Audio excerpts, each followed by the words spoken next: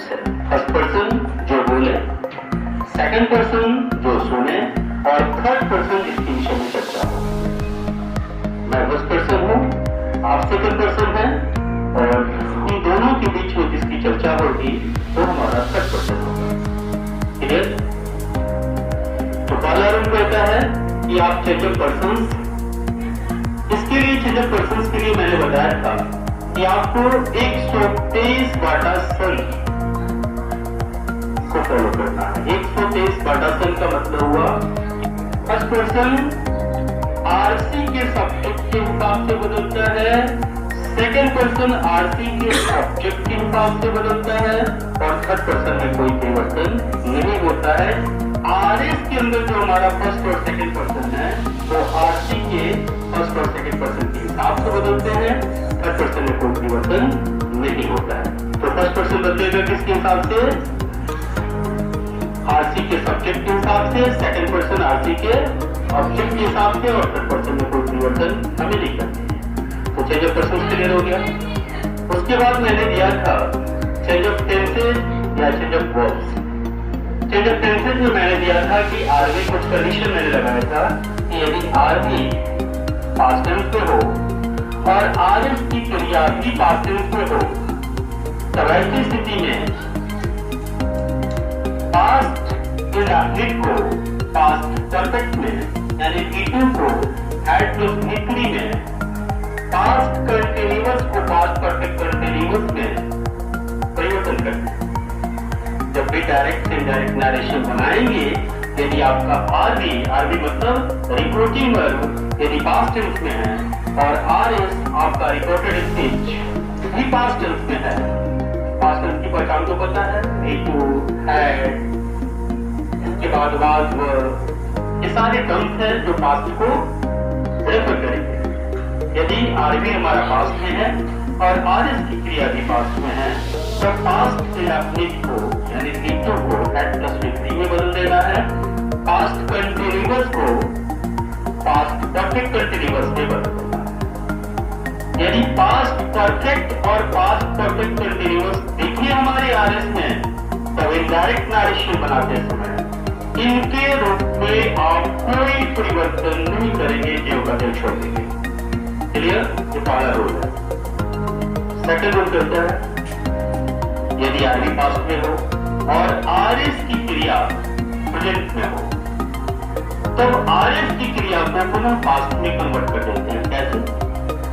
Present indefinite को past indefinite में, nature और फीचर चेंज नहीं करेंगे हम, कोई फीचर में बदलाव नहीं लाएंगे। इस फॉर्म में जो है अगर इंडेफिनिट है तो बदलाव इंडेफिनिट में होगी, कंटिन्यूअस है तो बदलेगा कंटिन्यूअस में, परफेक्ट है तो बदलेगा परफेक्ट में, परफेक्ट कंटिन्यूअस है तो बदलेगा परफेक्ट कंटिन्यूअस में। यानी प्रेजेंट इंडेफिनिट को पास्ट इंडेफिनिट में, प्रेजेंट कंटिन्यूअस को पास्ट कंटिन्यूअस में, प्रेजेंट परफेक्ट को पास्ट परफेक्ट और प्रेजेंट परफेक्ट कंटिन्यूअस को पास्ट परफेक्ट कंटिन्यूअस में बदल देना है। क्लियर? आप अपनी नोट को देखेंगे उसमें सब स्पष्ट मिलेगा। तो ये था रूल नंबर 2। फर्स्ट रूल में हमने देखा यदि आरबी पास्ट में हो और आरएस की क्रिया भी पास्ट में हो तो क्या करना है। सेकंड हमने देखा कि यदि आरबी पास्ट में हो और आरएस की क्रिया प्रेजेंट में हो तो क्या करना है। क्लियर? दो रूल क्लियर हो गए। तीसरा रूल कहता है यदि आरबी प्रेजेंट में हो और आरएस की क्रिया पास्ट में हो, यदि आरबी प्रेजेंट में हो और आरएस की क्रिया पास्ट में हो तब ऐसी स्थिति में इनडायरेक्ट नरेशन बनाते समय हम आरएस की क्रिया में कोई परिवर्तन नहीं करेंगे, जो बदल छोड़ेंगे। कंडीशन है आरबी पास्ट में होगा तभी बदलाव के विषय में सोचना है, अगर पास्ट में नहीं तो कोई बदलाव नहीं होती है। नरेशन की सार इसी में छुपी हुई है। तो पास्ट हमारा यदि आरबी है और प्रेजेंट यदि आरबी है और हमारा आरएस पास्ट है तो यहाँ भी कोई बदलाव हम नहीं करेंगे। तीसरा रूल है। चौथा रूल कहता है कि आरबी यदि हमारा प्रेजेंट है और आरएस भी हमारा प्रेजेंट है, दोनों प्रेजेंट हो गए तो इस केस में भी आरएस की क्रिया में परिवर्तन नहीं करना। ये चौथा रूल हो गया। पांचवा रूल कहता है कि आरबी हमारा किसी भी टेंस में हो और यदि RS से यूनिवर्सल ट्रूथ का बोध हो, नेचुरल ट्रूथ का बोध हो, तो वैसे केस में भी हम RS की क्रिया में कोई परिवर्तन नहीं करेंगे। ये हमारे 5 रूल्स है। जिन 5 रूल्स को अगर अच्छी तरह से समझ लिए तो चेंज टेंसेज में कभी से कोई दिक्कत नहीं आएगी। एक बार फिर से समझने का प्रयास करेंगे।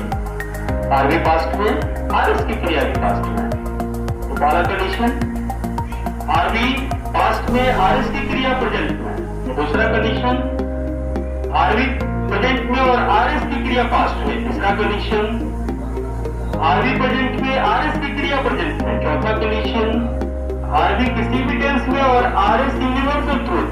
ये 5वां कंडीशन। अगर इन 5 कंडीशन को अच्छी तरह से समझ लेते हैं तो आप चेंज ऑफ टेंसेज या चेंज ऑफ वर्ब्स में कोई दिक्कत आपको नहीं होगी। मुझे लगता है